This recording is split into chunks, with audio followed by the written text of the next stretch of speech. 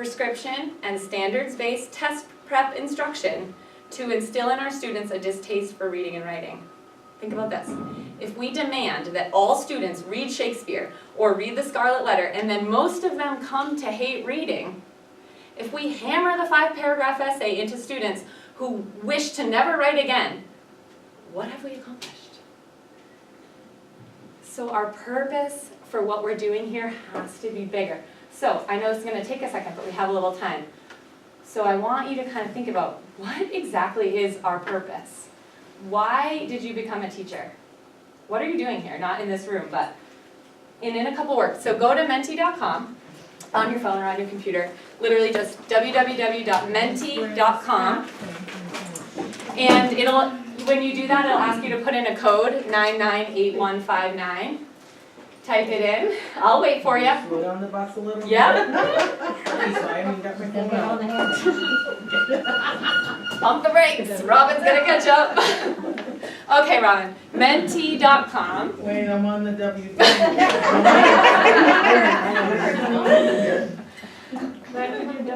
www.menti.com. Just menti.com. And it should say you need a code. The code is 998159. Right up here. 998159.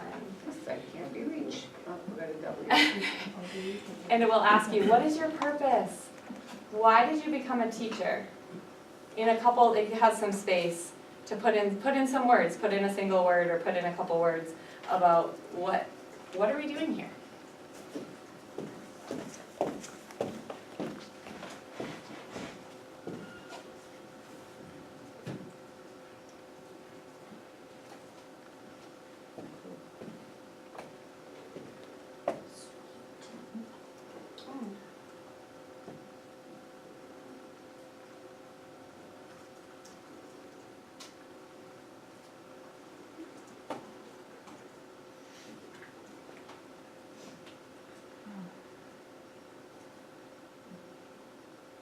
Assuming hit submit.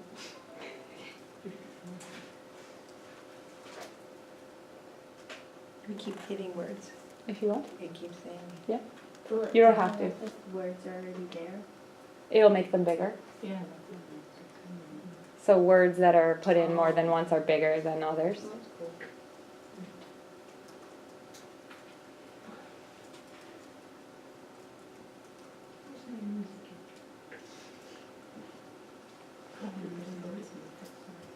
What? Thank you. Thank you. Sorry. So I like thinking the same word over and over so I can make mine bigger. yeah, nobody can read it. Add it in a couple times. Yeah, It's important. So notice that it doesn't say up here that students, I want to prepare students for the Common Core curriculum or to pass the next gen science standards or even to improve their NWA scores or even to prepare them for 3rd grade if I'm a 2nd grade teacher. The work that we do is so much bigger than that, and so that should be reflected in our practices, and when we do, the rigor level of our students' thought patterns will increase exponentially.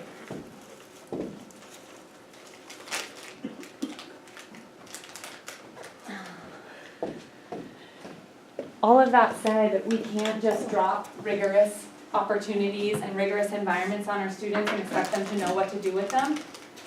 We have to always think about what supports they're going to need, what scaffolds they have to help them be successful at that. So when we get to the point where we're selecting elements of rigor that we really want to dig into, infused in that has to be what supports do we have to help make this a successful opportunity for my students and for you as the teacher. It can't be overwhelming to them and it can't be overwhelming to you because we want it to be sustainable. So as you're unpacking things, we're going to look at, okay, what kind of supports, and those supports will be looking at slowly changing our mindset and our students' mindset over from one that just focuses on the product, like get this done, check off that homework, And more focus is on the process of learning and build skills that are applicable to multiple situations.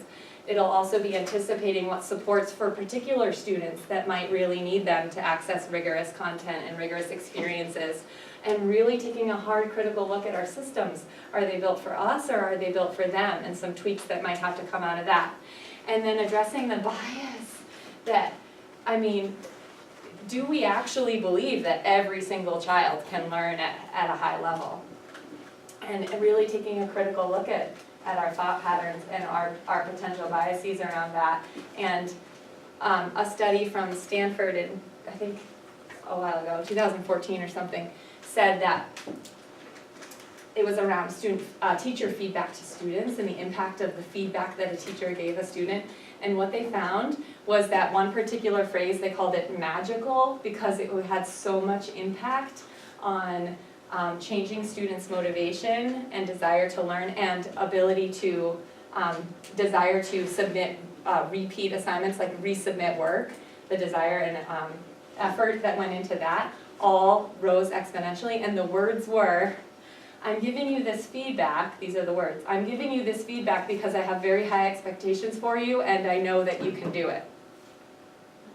Those were the words that made the motivation and the desire to reach a certain standard possible for those kids. And every leader of thought knows that, or cites that we become what we think about. You get what you expect. Students' academic success is directly connected to the belief that the educator has that they can do it.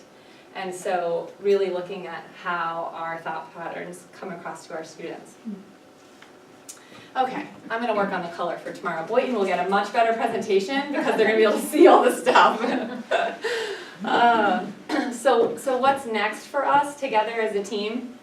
I'm gonna ask that you go through some self-reflection practices over the next month, over the next couple of weeks really in your classroom, and really kind of looking at your teaching over maybe 2 weeks to really kind of decide where you fall on this continuum. We went through a lot of stuff, and a lot of that is already happening in your classrooms. And it's kind of helping you figure out where your next step might be, and the only way that you'll know that is by actually taking a hard look at your current teaching practices in a really kind of like objective way, you know, not in an evaluative way at all, just in a way to help you know where should I put my time and energy for me, what should be next. Think about when you're in student teaching, and I work with student teachers, so we have them intentionally lesson plan, purposefully lesson plan every time, and after each lesson, intentionally stop and reflect. When's the last time that when you're teaching, you're not writing lesson plans and you're barely stopping to reflect. And so this process will ask that over the next couple weeks, you kind of go back to the day and think about some self-reflection after instruction, and we'll talk about tools to help you do that. This might be the uncomfortable part. After you work on your reflection, I'm going to ask that you share it with your colleagues. And there's a couple reasons why I want you to do that.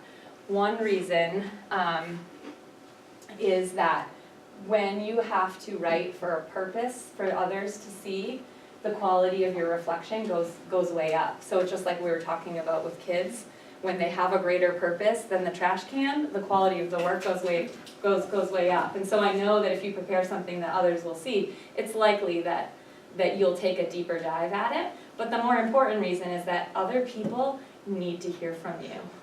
Because the things that are happening in your classroom that are awesome can't just happen in your little classroom. We have to share them. People have to hear from you. Especially at this school where I know the history and we've always kind of been the leaders, honestly, in innovation at Highbridge. And we have to take that next step and be the leader in our district. We really do. And we have the capacity, and I think we can kind of capitalize on that energy if we're sharing with one another and sharing with other people in our district too. So I'm going to give you some platforms, and I'm going to ask that after you do your self-reflection, that you share it with your team, your PLCs, and that you share it in some sort of open platform. And I'm going to show you, you'll have 2 choices, and you can choose for which one you want to use. And I'm going to show you another quick reason why I think it's awesome to share your voice with others. Whoops. Is it anonymous? Talk about it. Any creator of anything knows this feeling. You experience someone else's innovative work. It's beautiful, brilliant, breathtaking. You're stunned. Their ideas are unexpected and surprising, but perfect. You think, I never would have thought about that. How did they even come up with that? It's genius. Afterwards you think, my ideas are so obvious, I'll never be as inventive as that. I get this feeling often. Amazing books, music, movies, or even amazing conversations. I'm in awe at how the creator thinks like that. I'm humbled. But I continue to do my work. I tell my little tales. I share my point of view. Nothing spectacular, just my ordinary thoughts. So one day someone emailed me and said, I never would have thought about that. How did you even come up with that? It's genius. Of course I disagreed and I explained why it was nothing special. But afterwards, I realized something surprisingly profound. Everybody's ideas seem obvious to them. I'll bet even John Coltrane or Richard Feynman felt that everything they were playing or saying was pretty obvious. So maybe what's obvious to me is amazing to someone else. Hit songwriters in interviews often admit that their most successful hit song was one they just thought was stupid and not even worth recording. We're clearly a bad judge of our own creations. We should just put it out and let the world decide. Are you holding back something that seems too obvious to share? That's a good video. Yeah, it might be good for your kids. I'm hoping that as we go through this process, everything that you do, little things that we show, you can think, oh, could I use that in my classroom? Could I use that strategy in my classroom? Could I use that tool in my classroom? For sure.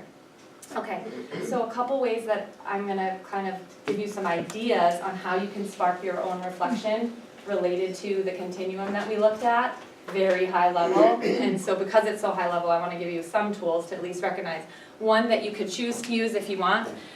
Here, Marian, do you want to, or we can just pass them around and I'll get some. So this is,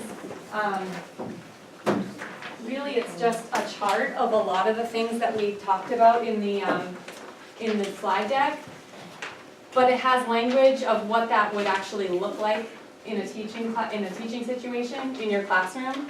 And so it has lots of different things, like students responded to questions that required higher order thinking, or students were provided extended think time. Students had at least one choice in the lesson. The lesson had a clear greater purpose. The lesson was based on specific pretest data. The artifacts created in the lesson had value in the world. So all these things are kind of like elements of what we just talked about, but what it would look like in a lesson. And so I just made this off the top of my head because I thought if I were asked to do this task, what I would like to do is have something like this, and I would just teach like normal for like 2 weeks, and after every lesson that I taught, I would look at this and say, oh yeah, I did that, I did that, I did that, and I put a little note or a tally or something. And then I teach another lesson, and I do the same thing, so that after a week or two, I could look and say, wow, I'm really good at requiring every student to answer every discussion question, and not just calling on 2 kids that have their hands raised. Sweet, you know? And then I can also say, I have all blanks on this section of environment. Maybe that's where I want to spend my time unpacking. Or, you know what, this sounds really cool. I might want to unpack that more. So this is just kind of an idea of something that you might use. If it doesn't work for you, then you can throw it in the trash. No. Then I'd also ask you to consider your SMART goal that you made on Friday. So what happened to me in the classroom was it was like, Carolyn, make a SMART goal. And so I'd write it down and follow the format. And then May came, and they're like, Carolyn, how'd you do in your SMART goal? And I was like, what is my SMART goal? And I'd go and I'd get it, and I'd be like, oh yeah, that's my SMART goal. And I'd look it up, and I'd be like, please do, please. Okay, all right, that's not so bad. And then I'd put together my little data, and so what I would do is I'd plan, and I'd make my SMART goal, and I would assess it at the end. But everything in the middle was kind of like left up to chance. It was like I just operated as I normally did, and then in the end, I really hoped that my kids did what I said I wanted them to do. but that's not very intentional of me. And it wasn't very purposeful or meaningful. So my question for you is look at your SMART goal and then consider, how the heck am I gonna get that to happen? Like, don't just leave it up to chance. Actually think, okay, if this is what I want to happen, how could I actually change my practice to ensure that there's a greater chance of this happening? And some of the things on this sheet are going to be the underlying factors that will lead you to whatever your SMART goal is, because this is about rigor. And so maybe you can tailor your choice element to your SMART goal. This used to say videotape your lesson because it's so powerful to watch yourself teach. But there's some policy in our district that I'm working on. But there's some policy that prohibits videotaping in the classroom of students. And I think it may even seep into like of you teaching in the classroom. So, but audio taping, even though it's not as effective, just consider it. If you can get past how your voice sounds on recording, just try it. Because you don't realize the questions that you ask when you're teaching. It's just doing what you do. You don't realize your wait time. You don't realize what a student said because it's so fast and you just do what you know how to do. But when you hear it back or you see it back, the reflection power of that is huge. And so audio taping would be an option until I work on the policy. I'm a taxpayer too, so ask one of your colleagues to come in who is in the same exact boat as you and say, hey, will you come watch my math lesson and will you look at this row on here and just give me some ideas? And then guess what? It's going to be really powerful for the person observing because they'll be like, oh, you did that and I didn't know about that. And it would be really powerful for the two of you as just one idea. You could have Jamie come in and give some feedback. You could ask me to come in. I would love it. And we could chat about it. But any way that you want to start thinking about where am I in regard to rigor right now and where might I want to work on in the future. That's what your goal is over the next month, is kind of doing some self-assessment. And then this is the part that Erica's worried, I got you. We're okay.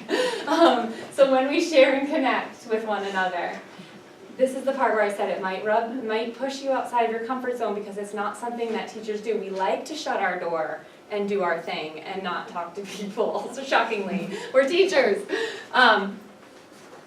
So you're going to share in two ways. One is with your PLC, which I'm going to fix this coloring, but with your PLC team. So that has a check because that's something that we're asking everyone to do. So when your team leader will give you whatever date your team decides that this is the day we're going to share, we'd like your reflections to be done by that date so that you can all kind of share where you're at with your reflections with one another. And then you'll have a choice between two other platforms to share your reflections with. And I'll show you the reflections. They're okay. They're accessible. It's not too personal. Your choice would be either on Padlet, which is a text space that is only accessible by people with the link. So that means only people that have the link. So it's not your students, you're not sharing it with your students, you're not sharing it with your friends, or not posting it on Facebook. It's a word wall basically, and I'll show it to you. And you can get to it by the link here, and I have instructions for you. Or you can choose to post your reflection on something called Flipgrid, which is the same thing except it's a video. Push you a little more out of your comfort zone. And if this doesn't seem even possible for you, because that doesn't seem accessible at all, then we'll build in some scaffolds, right? So we'll say, well, Lisa, I really don't want to do the video, but I kind of want to try it because I think I might want to ask my students to do it. Do you want to do it together? And she'll be like, yeah, sure, I'd love to. And you and Lisa can sit and do your video together. Maybe. Or maybe you say, this month I'm going to post a text one because I don't like how my voice sounds when it's recorded. And so I'm going to do the text one, but maybe next month, Lisa and I will try the video. I think so. She goes, oh, okay. I want to show you them so that to take the edge off. I want to show you the two options.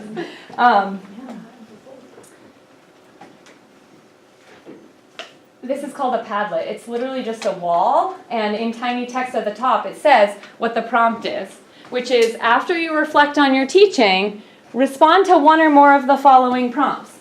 Here are the prompts. What components of rigor are already present in your teaching? Provide an example of an idea or a teaching strategy that you already use that embodies one of these components of rigor.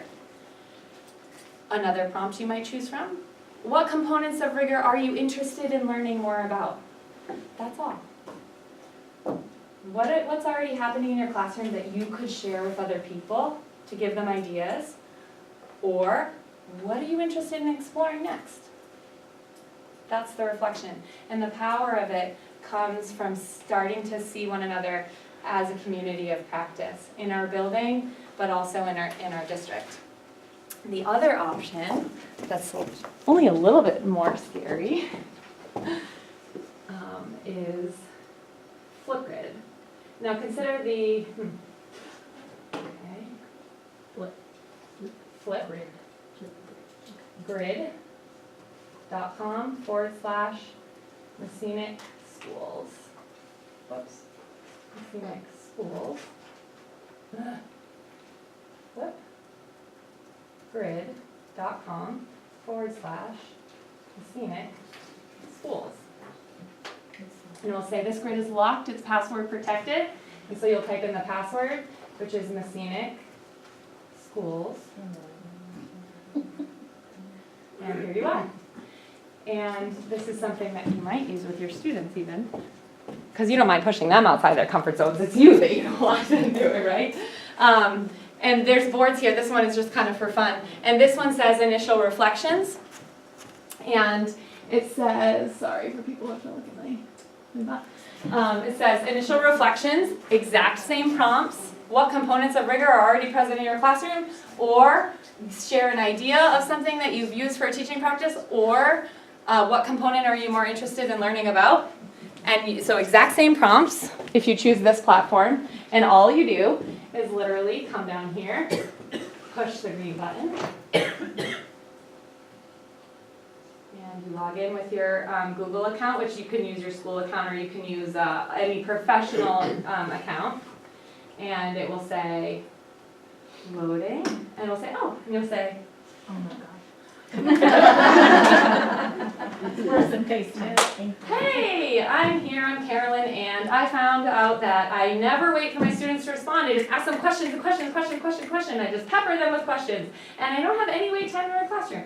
Actually, you probably wouldn't do that, but you could answer the prompt, and you just push stop, whatever you want to say, and you say next.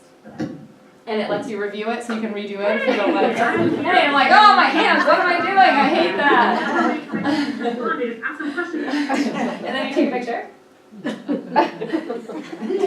And you can put a sticker on it if you want. I can put like a hat on myself. And it says submit. Yay! And so what happens is this grid builds out with people's responses so that you can go on and you could say to your students, find two people's responses to the reading that we just read and reply to them. And you can click on Carolyn and you can leave a response to me. So when Jamie posts about a lesson she just did, I can go on and respond to her and add a connection that I might have. And it becomes sort of a discussion platform. So we can go on and read everybody else's. Yeah, that's the idea. That's the idea. But not post your own? But not yeah, so if you're like, I have no idea what to write, go and read a few. You're like, oh, I think I get it now. So those are for our school district, so we can communicate with everyone in the district, not outside the district? Correct. Only Messinic, it's designed for our PLN, which is Messinic District. So don't share the link or the password with other people. Don't share it with your students, it sounds obvious, but it is for our professional learning and professional growth. So it's there. No one can the boards are unsearchable, so you can't search for the board and find it. You have to have the direct link, and the Flipgrid has a password. All right, barriers that you're thinking of. You might be thinking, I have no time for this crap. Do you know what I do in a day, Carolyn? I do not have time for this. I would push you to think about, because of the importance that we talked about at the beginning of the critical responsibility that we have in the jobs that we do, to think about ways that you can improve your efficiency at least for this next month while you find time for the self-reflection. That might be saying, hey Karen, can you please plan a science lesson tomorrow? And I'll plan spelling so that I can just plan one lesson and have time to do this reflection. It might be reducing some of that student paperwork and changing it to whiteboards for the whole week so that I don't have any more correcting in spelling, so that I can have time for this. It might be your mindset. You might be like, I don't like this. And just know that your learning and your next steps in your career are so important. They're important for you. They're important for your burnout rate. Teacher burnout rate is exceptionally high. And without purpose and growth, then it will be you too. It was me at one point. It was like, I love this job, but when it becomes just day to day and mundane, you know you're not learning and you're not growing. And so this is so valuable for your career, and it's even more important for the kids that are in your classroom. Also, you might have a fear of risk taking. This is risky to put yourself out there and to share a video of yourself or to share the text of your thoughts. But we're gonna slowly start unpacking that and know that we are in this together because we have a culture of growth in our building, and we have a culture of support. And this is not about who's doing what best. This is about how we can all share the awesome things that are happening so that we can improve the needle for everyone and for our kids. What other barriers are you thinking of that are making you potentially not want to do this? I think you got them all. Do these cover it? Pretty transparent. So what I'm asking you to do is to take the next couple weeks to do that self-reflection in your classroom, whatever way works best for you, and to kind of consider the answers to the prompts, but knowing that the goal of answering those prompts is so that right before our next meeting, I'm going to ask you which element of rigor that I gave that fast overview of, which element you want to spend time learning about, learning how to do, what practices what would it would look like, actually learning it so that you can do it. So just before our next meeting, I'll send like a little survey and I'll say, how are you feeling? So that I can come prepared with my faculty and we can have, people unpacking in groups the different things that they want to learn. So you're going to do your self-reflection the week of either November 5th or the week of November 12th. Share your reflection with your PLC and choose one of the Padlet or Flipgrid. And then we'll have our next meeting on November 14th where we'll actually start to unpack and figure out where we want to study. I am here for you, providing a scaffold for open sharing. If you want to learn Padlet or Flipgrid, because I've asked you to but you don't know how, and the instructions aren't working for you, then I will be here on the 22nd at 3:45 in the cafeteria or wherever Marion lets me hang out, and we can just sit down and do it right then. We can log in, we can learn how to do it, we can practice, we can post it. I'll also be at Boynton at 2:45 to support them. And Carolyn, where are the passwords to get them? Right here.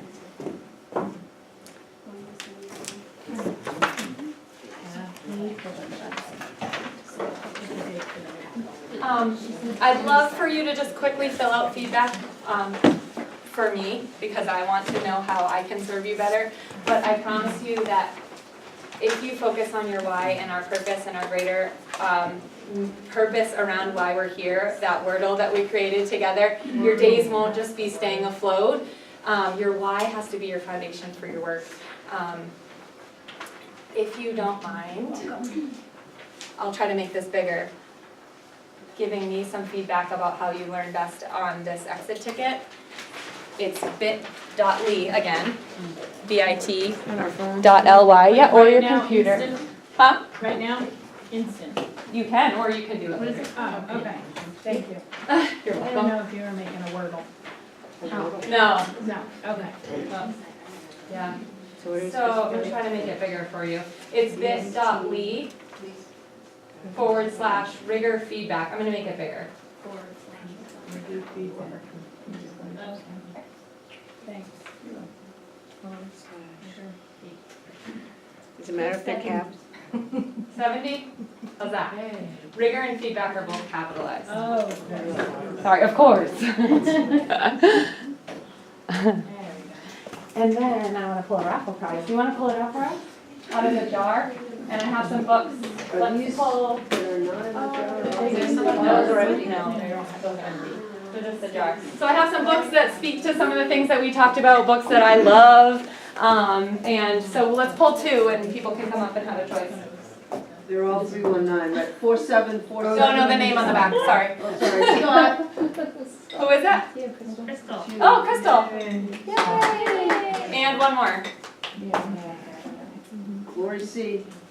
Well, Lori. Okay, so Crystal and Lori, that's who we choose a book. I'll bring the others to point. maybe I crushed.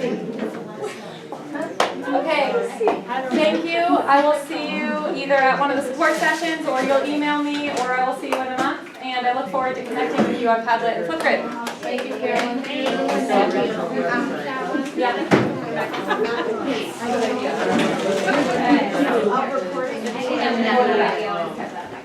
I'm doing it. Very fun of people.